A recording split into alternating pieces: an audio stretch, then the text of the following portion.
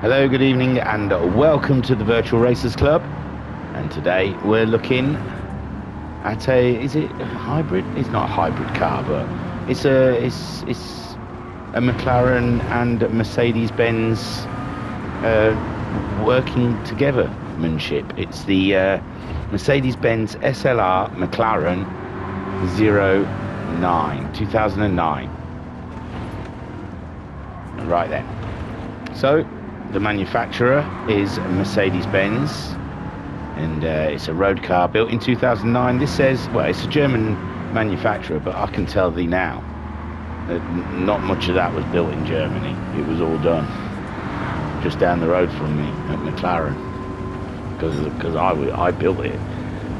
Maybe not the 2009. This car's probably all right, but the yeah, I used to build McLaren SLRs, and it wasn't done in Germany. The engine code is M155. It's a supercharged 5.4 litre V8 with 616 brake horsepower. It's front engined, rear wheel drive. It weighs 3,898 pounds or 1,768 kilograms. Its top speed is 205 miles per hour. In Gran Turismo 5 and 6, its performance points were 576, but in Gran Turismo 7, its performance points are 596.79. This car is 4.656 meters in length, with a 1.908 meter width, and it has the height of 1.261 meters. The Mercedes-Benz SLR McLaren 09 is a Grand Tourer produced by Mercedes-Benz. It appears in Gran Turismo 5, Gran Turismo 6 and Gran Turismo Sport as part of update 1.34 released on March 5th, 2019, and Gran Turismo 7. An even more aggressive looking SLR equipped with optional 19-inch wheels. The concept version of the SLR McLaren was unveiled at the North American International Auto Show in Detroit in 1999. Oh, I lost it there, didn't I? Veered from nothing either. Hardly anything. I think I put a little wheel on the dust. She was tricky to drive, man. Show in Detroit in 1999. It was the talk of the town, and everyone wondered if Mercedes-Benz was indeed going to build this supercar. The answer came at the 2003 Frankfurt Auto Show, when a production version of the car was displayed. As the name suggests, the Mercedes-Benz SLR McLaren was built alongside McLaren Automotive of Formula One fame. Alongside, McLaren built it. The SLR was a supercar of the highest order. It featured a carbon fiber unitized body, ensuring low weight, which, by the way, was a lean 1,768 kilograms. More than 200 kilograms lighter than the SL55 AMG. Under its hood sat a supercharged 5.5 litre V8 with dry sump lubrication that produced a whopping 616 horsepower at 6,500 revs per minute and 575.7 foot per pound of torque. From 3,250 to 5,000 revs per minute, the SLR had the same 5-speed automatic that the SL used, but added sport, comfort and manual settings.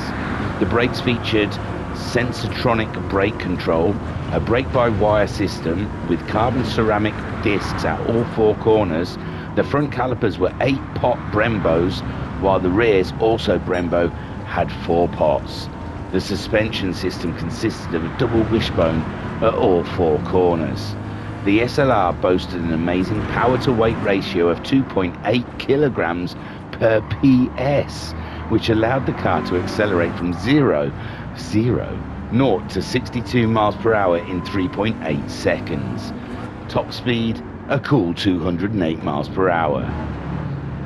In the brand central, they say the partnership between Mercedes and McLaren was one of the most successful in the history of Formula One. This SLR McLaren was another product of that historic partnership. Its design was inspired by Mercedes-Benz legendary racing car, the 300 SLR, and features a carbon fiber monocoque body and a V8 supercharged engine. This is one mighty car that is easily capable of producing more than 591.7 brake horsepower, as well as 80 kilograms FM of torque. Right, we've got Ed Wellborn. And that's it for all the chat about this car. This car probably has... Oh dear, someone's battery's running out. This car probably has the most dramatic profile of modern front-engine sports cars. The hood is long and low, and the cabin is placed well back on the chassis, right over the rear wheels. One of my favourite designs feature is how the front fender vents are linked to the shape of the door opening. Overall, the SLR McLaren has the look of speed, grace and elegance. You can buy this car, well, in used cars. I bought it in used cars for $499,100. I don't know if that's what I spent on it. But it's also apparently in the Brand Central for 600,000 credits. So, I struggled to drive it. It was a handful. It is absolutely, it's twitchy as hell. But I got into the mindset around about halfway through the lap that I was not racing a race course, but I was driving to a board meeting.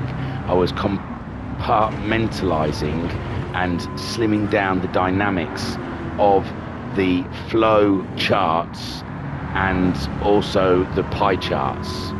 And when that started coming together, I felt more comfortable in the car. I felt at ease. I felt I should be wearing a shirt and tie and looking forward to driving my Ferrari at the weekends. It's not great. It's not great. It's an experience. I wouldn't say yeah, save your money, buy something else. But I've tried it out for you. It's not great. It's fast-ish. It is fast. It's fast. Engine's boring. I don't know how the Germans made a V8 sound dull, but they've managed it. Trust me. And well, it was built by McLaren, so McLaren have dulled down a V8 somehow. It's a lovely looking car. I think it's beautiful. It'd be great sat in a garage. Don't take it out. Just leave it there. So that's the Mercedes-Benz SLR McLaren 2009. God, it's a mouthful, isn't it? Even the name of it, one should go to sleep. Handbrake, bad handbrake. Mercedes-Benz SLR McLaren 09. Don't buy it. So it's at the top of the Performance Point 600 category with its 596.79 pp. It's smashed it out the top there with a 743.477, 2 seconds faster than the Toyota Celica GT4 rally car. So it's got some grunt. Obviously not made the top 20, but it was a horrible drive. It really was. It wasn't too bad when I started driving a little neater and changing gear really early. It's beat the back mono in the category above, but that's all. It didn't beat the Bugatti Veyron. And I said that was an awful car to drive as well. And it seems like, I think if a car's fast, I don't like it. Maybe they scare me. I don't know. It was a handful. It just wanted to slip all the time. I ended up changing gear really early just to stop the wheels spinning up, because they would, if you got into the higher revs, they'd just spin up. So I felt like I was changing very early to stop wheel spin, braking extremely early, a lot earlier than I think I've braked in anything else, just to make the corners. And it was an experience. I enjoyed it in a weird way, but that's probably just because of my connections to the car.